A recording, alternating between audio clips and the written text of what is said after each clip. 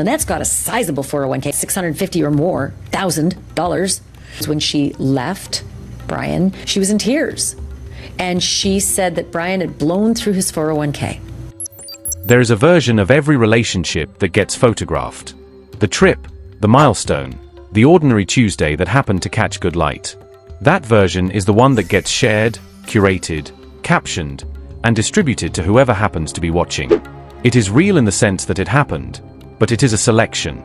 It is the version that was chosen to be seen, chosen to represent something, chosen to tell a particular story about two people and the life they are building together. The version that does not get photographed is the financial one. The retirement account balance on a Tuesday morning in February when the market has been down for 3 weeks. The credit card statement sitting unopened on the kitchen counter. The conversation about who is covering what and why and for how long and whether the numbers actually work out at the end of the month. The gap between what one person has saved over a lifetime of disciplined, unglamorous work and what the other person has left, or what the other person never had to begin with, or what they once had and spent or lost or chose to liquidate for reasons that were never discussed out loud. That version of a relationship lives in documents. It lives in account statements and wire transfer records and retirement plan disclosures and the kind of paperwork that most couples keep in a drawer somewhere and never look at together. It lives in the quiet calculations that people run in their heads at 3 in the morning when they are lying next to someone and trying to figure out whether they can afford to stay or whether they can afford to leave. And those calculations, the ones that happen in the dark, the ones that never make it into any photograph, are often the most consequential ones. They are the calculations that determine whether a person has options or whether they are trapped. AT&T. Lynette worked there too, and by all accounts, she was really, really well liked. Whether they can walk away from a situation that is not working or whether their financial position has been so thoroughly absorbed into the shared life that leaving means starting from nothing. The financial picture of a relationship tells you something that no photograph can. Who has power and who does not? Who can leave if they need to and who cannot? Who would survive the end of this arrangement and who would not? For the community that has been following the disappearance of Lynette Hooker, following every thread, every update, every piece of confirmed information since April 4th, 2026, the financial version of this relationship has been almost entirely out of reach. The public picture of Brian and Lynette Hooker was the one they constructed and shared. 2 people, 1 boat, a life built on open water and open sky. The soulmate, the Bahamas sailing life that looked from the outside like a choice made freely and funded equally by 2 people who had decided that conventional life was not for them. What was underneath that picture? What the retirement records and the account histories and the financial biography of 2 people who both worked for the same company for years actually showed was not visible to anyone outside of it until Ashleigh Banfield looked at it. At the end of Banfield's complete walkthrough of the soulmate on Drop Dead Serious, a segment built on reporting from former AT&T colleagues and sources with direct knowledge of the Hooker finances, she disclosed something that this community has not yet fully absorbed.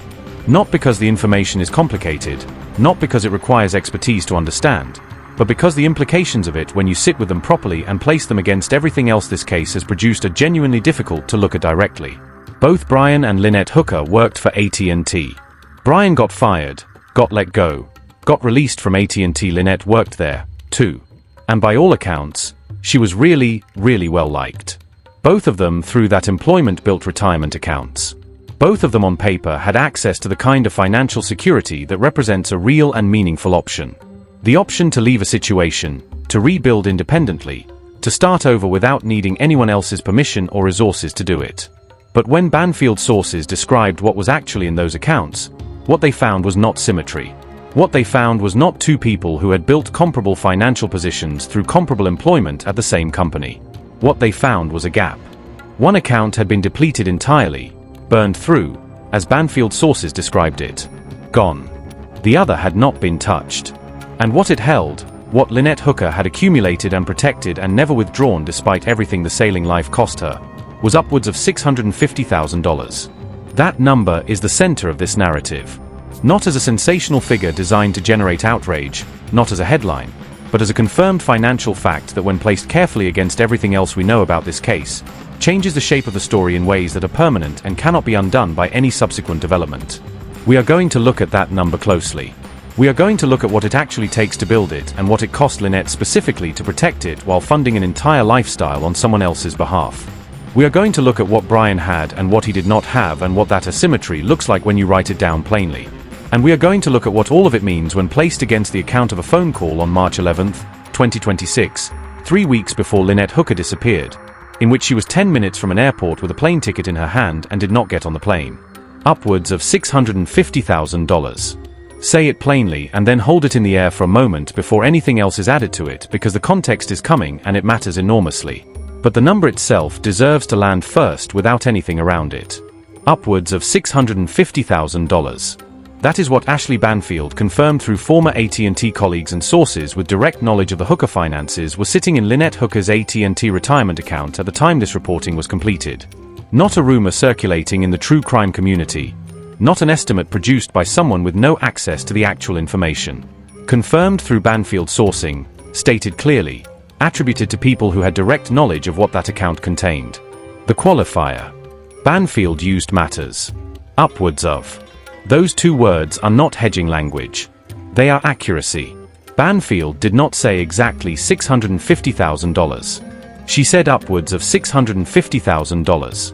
The floor of the confirmed figure is $650,000. The actual balance may be higher. This analysis will not improve on Banfield's language. Every reference uses the phrase as she stated it because that is the honest and accurate thing to do.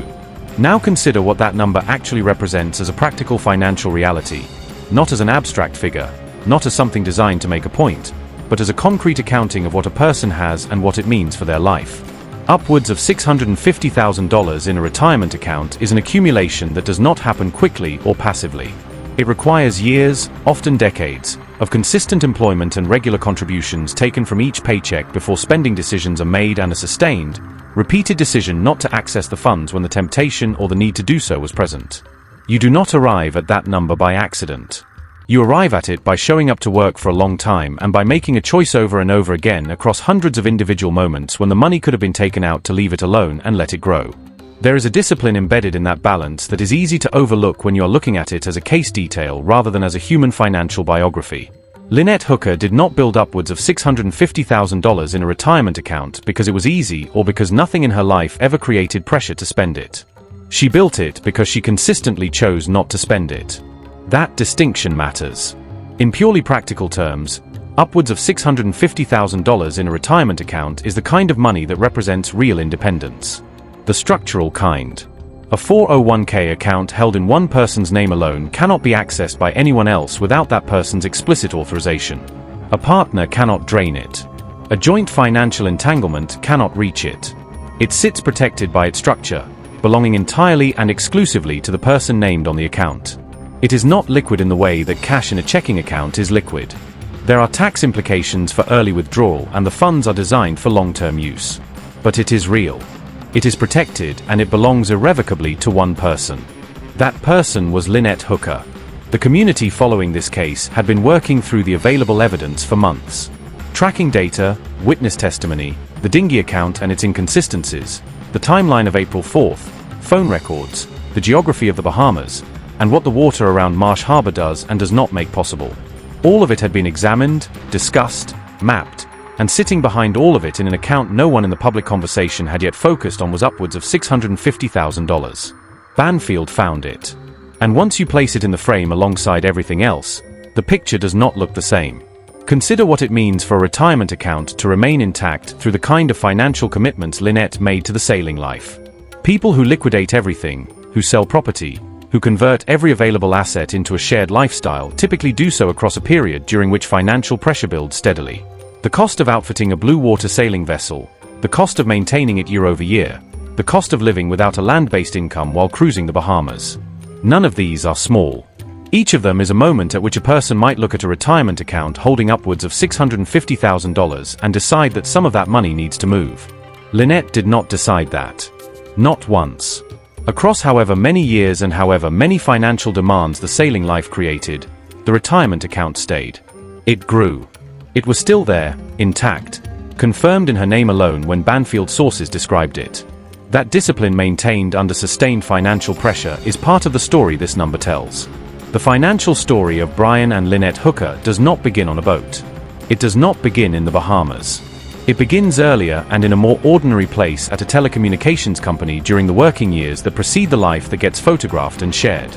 Both Brian Hooker and Lynette Hooker worked for AT&T. This is confirmed through Banfield's reporting. Lynette worked there, too. And by all accounts, she was really, really well liked. Super nice. Everybody said the same thing. They really liked Lynette. The significance of that shared employment is not incidental. It means both of them had access to the same category of long-term financial tool, the employer-sponsored 401k retirement plan under the same institutional structure with the same basic opportunity to build retirement savings through contributions made during their working years. This shared starting point matters because it eliminates an explanation for what came next. If only one of them had worked for a company that offered a retirement plan, or if only one of them had been employed long enough to accumulate meaningful savings, the disparity in their account balances might have a structural explanation that has nothing to do with decisions. That is not what happened here. Both of them had the door. Both of them had the same access to the same type of account through the same employer. What each of them chose to do or not do with that account is the story. Banfield stated it directly. Brian Hooker's 401k was gone. This is from reporting from a source that says he had blown through his 401k. Her characterization, drawn from sources familiar with the state of his finances, was that he had burned through it entirely. Not partially depleted, not reduced to a smaller balance. Gone. Whatever the account once held from his years at AT&T was no longer there. The circumstances under which the account was depleted, the timeline, the reasons, the individual decisions that produced that outcome are not something Banfield confirmed at this stage. That information is not part of the public record. What is confirmed plainly and without qualification is the result. Brian Hooker had no retirement savings remaining. Lynette Hooker's 401k was intact and had grown to upwards of $650,000. Same company, same opportunity, same starting line, completely different destinations. That gap is the kind of financial asymmetry that investigators working financial motive cases are trained to identify. Immediately. The question in any follow-the-money analysis is never simply who had more. It is who had something to lose and who had something to gain and what the financial stakes were for each person involved. When you place zero on one side of that analysis and upwards of $650,000 on the other, and when both figures belong to two people who were living together on a boat in the Bahamas when one of them disappeared, the asymmetry does not require anyone to draw conclusions. It requires only that it be seen clearly. Brian Hooker has not been charged in connection with Lynette Hooker's disappearance. That fact is confirmed and stated plainly, but the financial picture does not change because no charges have been filed. The numbers are what they are. Before we go any further into what the $650,000 means, it is worth taking time to understand precisely what Brian Hooker's financial position actually looks like. Not in broad strokes, but in specifics, because the specifics are more stark than a single sentence about a depleted retirement account communicates on its own. Brian Hooker has no retirement savings. Banfield confirmed this through sources. The 401k from his AT&T career is gone. The soulmate, the 46-foot Morgan sailing sloop that has been central to this case since Lynette's disappearance on April 4, 2026, is, according to Banfield's confirmed reporting, Brian's only home. Not one asset among several. Not a boat he owns in addition to a house or an apartment or any other land-based property. The soulmate is the only home. The complete domestic and residential picture for Brian Hooker at the point in his life when Lynette disappeared was a single vessel on the water. That vessel is currently sitting on a mooring ball in Marsh Harbor, Bahamas. Brian Hooker is not on it. Brian is in Michigan. He has not returned to the Bahamas since leaving. He has no permanent land-based residence in the Bahamas. He is in Michigan with no permanent residence confirmed there either. No retirement savings and a boat in another country that he is not occupying. Hold that picture steady for a moment. A person with no retirement savings, no land-based property, no permanent residence, and a boat sitting unoccupied on a mooring ball in a country they have left. That is not a position of financial stability. That is not a position from which a person can independently build or sustain a life without access to money or assets that are not currently in their possession or their name. And the person who had been providing the financial foundation for the life they shared, the person in whose retirement account upwards of $650,000 was sitting untouched, secured, and protected, has been missing since April 4, 2026. The contrast between these two financial positions does not need to be argued. It only needs to be stated accurately. The $650,000 did not simply exist. It was built, and the way it was built is part of the story. Because Lynette Hooker was not building it in a context where building it was easy or where protecting it cost nothing. Banfield confirmed that Lynette had sold everything to fund the sailing lifestyle. They ended up selling everything. That confirmation carries weight that can be underestimated if you move past it too quickly toward the larger number. Selling everything means that before the soulmate, before the Bahamas, before the life on the waters, Lynette had a land-based life with land-based assets, property, savings accumulated outside the retirement account. The kind of financial infrastructure that people build when they are living conventionally, working steadily, and building toward a future that looks like the one most people plan for. All of it was liquidated. Not some of it. Banfield's reporting is unambiguous on this point. Everything was sold, converted, directed toward funding the sailing life with Brian. The house or the property or whatever she had accumulated outside the retirement account. Gone. Spent. Committed to the boat and the life it represented. And through all of that liquidation, through every sale, every transfer, every financial commitment made to the sailing life, the 401k was not touched.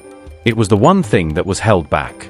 The one asset that did not move outward toward the shared life on the soulmate. Whether that was conscious financial planning or simply a habit of protection that held even while everything else was released, the result is the same. By the time Lynette disappeared, she had spent down everything outside the retirement account. And the retirement account itself had grown to upwards of $650,000. That is the financial portrait of a person who gave this life everything she had except the one protected account that was structurally hers alone. She funded the sailing life. She maintained the boat. She made the life on the soulmate financially viable through the liquidation of her pre-sailing assets. And she arrived at April 4, 2026, with upwards of $650,000 in an account in her name and nothing else of comparable value outside it.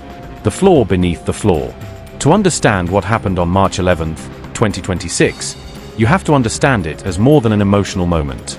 The true crime community has covered March 11th extensively. The phone call, the friendship, the near miss. That coverage is not wrong. The emotional weight of that day is real, but there is a financial architecture to March 11th that changes what it means. 3 weeks before Lynette Hooker disappeared, she had a plane ticket. Not a thought about getting a plane ticket, not a conversation about whether to get one. An actual, purchased, dated ticket representing a decision that had already been made and acted upon. She was not considering leaving. She was leaving. She was in motion. She called me and then I found out she had bought a ticket to come home to Miami. Rachel Shaw, a friend of Lynette's named on the record, speaking to Ashleigh Banfield, confirmed that when Lynette called her on March 11th, she was 10 minutes from the airport. 10 minutes. Think about what 10 minutes from an airport means. It means the bag was already packed or it wasn't. And it didn't matter. It means the decision had been made far enough in advance to purchase a ticket, to arrange transportation, to physically move toward departure. 10 minutes from an airport with a ticket in your hand is not a person in the early stages of contemplating an exit. It is a person who has already crossed every threshold between thinking and doing and who is now simply completing the physical act of leaving. Lynette called Rachel and said that things were really bad. Rachel told her to get on the plane. Now, place that moment inside the financial picture. Lynette Hooker had upwards of $650,000 in her AT&T retirement account. She had sold everything else she owned to fund the sailing life, which means the retirement account was both her largest and her last significant financial asset. But it existed. It was real. It was in her name and no one else's. Protected from access by anyone who was not her. She could have boarded that plane and landed somewhere with the knowledge that she had a financial foundation available to her. Not immediately liquid in the way cash is liquid, but real, protected, and belonging to no one but her. She had everything she needed financially to make leaving work. And she did not get on the plane. Lynette went back. She turned away from the gate 10 minutes away, ticket in hand, and returned to the soulmate and to Brian. Rachel Shaw confirmed it. It is on the record. It is not disputed. 3 weeks later, on April 4, 2026, Lynette Hooker was gone. When you hold the financial picture alongside that timeline, the $650,000 that gave her the means to leave, the ticket that proved she had decided to leave, the 10-minute distance that showed she was in the act of leaving, and then set all of that against the fact that she went back and that 3 weeks after going back, she disappeared. The question this case asks is not only what happened on April 4th. It is also what happened in those 10 minutes on March 11th and what the distance between having enough money to leave and actually being able to leave tells us about the full architecture of the situation Lynette Hooker was living inside. Here is what the financial picture of March 11th ultimately reveals and why it matters beyond the facts of this specific case. Lynette Hooker was not financially trapped. That statement is important and needs to be made clearly because one of the most persistent misunderstandings in public analysis of cases involving financial motive is the assumption that financial resources automatically translate into freedom of action. They do not. Not always. Not even with $650,000 in a protected account and a ticket already purchased and a friend on the phone telling you to get on the plane. What researchers and clinicians who work with coercive control and domestic abuse document consistently is that the decision to leave a dangerous or controlling relationship is not primarily a financial calculation. It is a risk calculation. The moment of leaving is statistically the most dangerous moment in an abusive dynamic. The fear of what happens during the departure and immediately after it, not the fear of being unable to afford a new life, but the fear of what the person being left will do when they realize the departure is real, is often the decisive factor, not the money. There is also the matter of what a person is leaving behind. Lynette had sold everything to make this life possible. She had invested her land-based history into the soulmate. To leave meant not just walking away from a person, but walking away from the physical vessel that contained everything she had left except that one retirement account. It meant leaving the boat she had funded to a man who had no other home and no other savings. That is not a simple departure. It is a total liquidation of a life. When Lynette was 10 minutes from the airport, she was 10 minutes away from finalizing that liquidation. She was 10 minutes away from a clean break that would have left Brian Hooker with a boat and no income and no savings, and her with $650,000 and her life. And she went back. In the 3 weeks between that return and her disappearance, the financial reality did not change. The upwards of $650,000 was still there. The boat was still there. The asymmetry was still there. The only thing that changed was that the window of departure that had been open on March 11th closed. When it opened again on April 4th, it did not open for a plane ticket. It opened for a disappearance. The investigation into Lynette Hooker's disappearance is ongoing. Brian Hooker has not been charged with any crime. But the numbers Ashleigh Banfield brought to light have changed the way the community looks at the soulmate. They have replaced a hazy picture of shared adventure with a sharp, high-contrast accounting of what was actually at stake. Upwards of $650,000. It is a number that represents a lifetime of work, a mountain of discipline, and a real, documented path to independence. It is also a number that, when placed in a relationship where the other person has nothing, creates a gravity that can be impossible to escape. We do not know what happened on the water on April 4th, but we know what was in the documents. We know who had the money and who did not. We know who could afford to leave and who could not afford to let them. And as this case moves forward, those figures, those silent, stubborn, confirmed financial facts, will remain at the center of everything. Because in the end, the photographs can be curated and the stories can be told, but the retirement accounts and the bank statements and the 401k disclosures are the only parts of a relationship that never lie.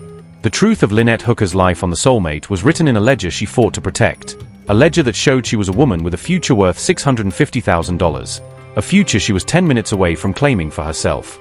The fact that she never got to live that future is the tragedy at the heart of this case. And the fact that the money is still there, untouched and waiting in an account she alone could access, is the final, haunting piece of evidence that tells us exactly how much she had to lose. The community remains focused on the search for Lynette. They are looking at the islands, the water, and the tracking data. But they are also now looking at the documents. They are looking at the gap between two people who started at the same company and ended up in two different financial universes. And they are asking the question that every financial investigator asks when the stakes are this high. Where did the money go? And what happened to the woman who was the only one who could touch it? As we wait for the next update in the disappearance of Lynette Hooker, the number $650,000 remains. It is more than a balance. It is a biography.